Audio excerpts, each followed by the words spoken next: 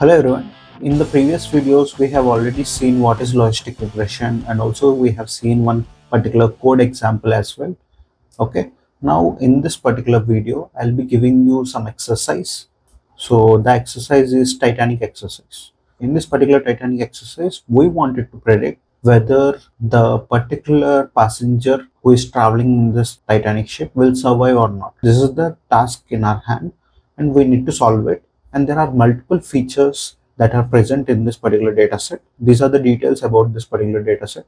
We are having survival column, and then we are having P class, and then we have sex, and then age, and there is number of siblings and spouses along with him, and similarly number of parents and children along with him, and then we have ticket number, and also we have fare, and then cabin, and also we have embarked, which is in which port they came into this particular Titanic ship.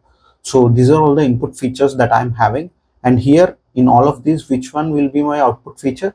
Basically my output feature is survival, and the survival values are 0 and 1.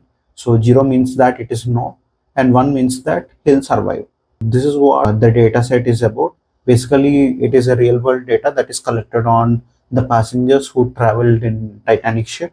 Using this particular data, we need to predict survive or not.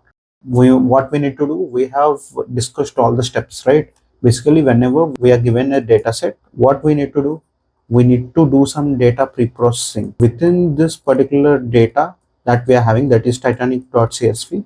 In that data, first we need to check, are there any missing values? So before going on to the missing values, what we can do, given this particular Titanic.csv, we can check whether we can do any kind of feature selection or not.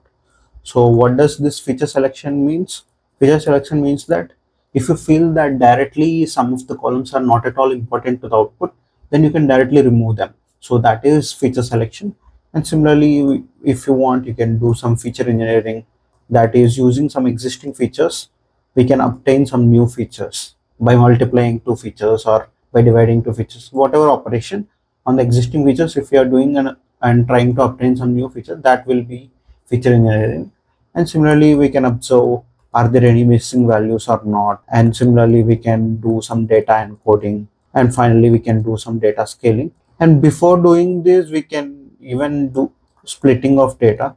So we can split the data as we have seen in previous various notebooks.